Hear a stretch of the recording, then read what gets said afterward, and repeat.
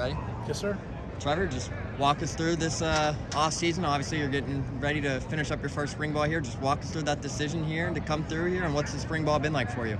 Obviously, with the whole transfer portal in the fall and getting that going throughout Christmas, it was a real hectic process. But once I figured out Cincinnati was an option, it was kind of a no-brainer for me. Kind of settled down right there. Came, visited, loved it, loved every second of it. Next thing I know, first week of January, I'm flying out to Ohio, moving in. But otherwise, it's been a great offseason so far. Winter training went really well with the strength staff. Coach Nico and his crew was great, getting us bigger, stronger, faster. And then transitioning into the spring ball was pretty seamless.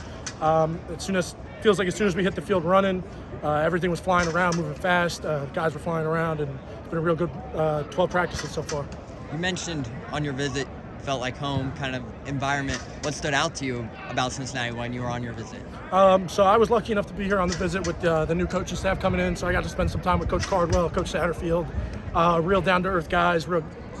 They know exactly what they were looking for in players, and they came to me and said, "Hey, we're looking for an older guy that can help lead in a little bit and do this and do that." So I was kind of attracted to that, but also, I mean, Coach Cardwell's awesome. He brings juice every day to practice, makes coming out here easier and easier. Now, you mentioned Coach Cardwell.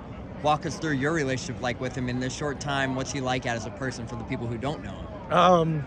Someone that is 100% all go, 110% all go every day. Every time we come out here, he's giving his 110%, expecting nothing but the same from us. So it really challenges you to come out and work harder, give it your all, really focus on the craft that he's teaching you and really lock into it.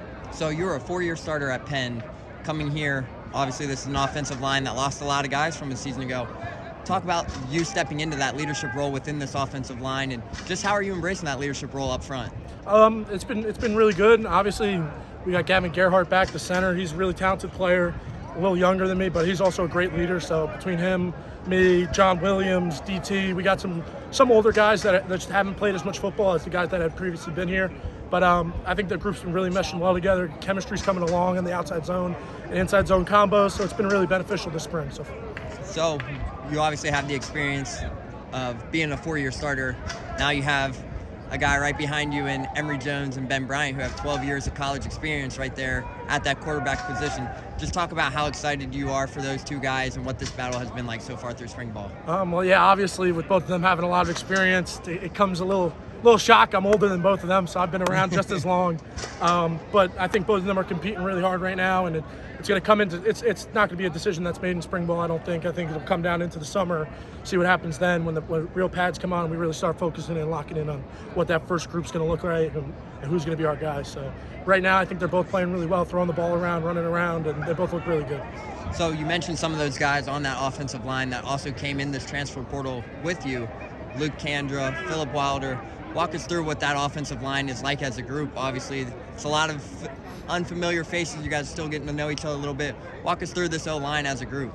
Yeah, so for me, Phil and Kandra, I mean, obviously it's a little different coming into a group that's been together before, and they're all familiar with each other and comfortable. So I think they were really welcoming to us. I felt like as soon as I stepped into the O-line room with all of them, it was like I had known them for many years. So I think everybody was really receptive to people coming in and trying to help this team get better, help the offensive line room get better.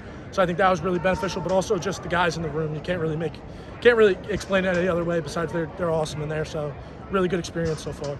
And you mentioned Coach Nico earlier. We know all gas, no brakes with Coach Nico. Talk about your relationship with him a little bit. Yeah, this winter was really fun. He's a great guy, Italian guy.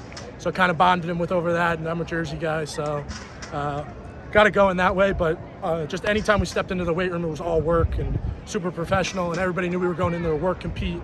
It was going to be hard. He was going to push us to our limits, and that was something he tried to instill in us, challenging us with that adversity in the weight room, so that transitions to the football field when you have that certain adversity that's going to happen at some point. Awesome. Now a couple quick questions for you. Obviously, you're new to Cincinnati. What's been some of your favorite local spots to hang out? What's been some of your favorite sights to see, places to hang out here within Cincinnati? I did make a Skyline trip. I did try that for the first time with Evan Prater.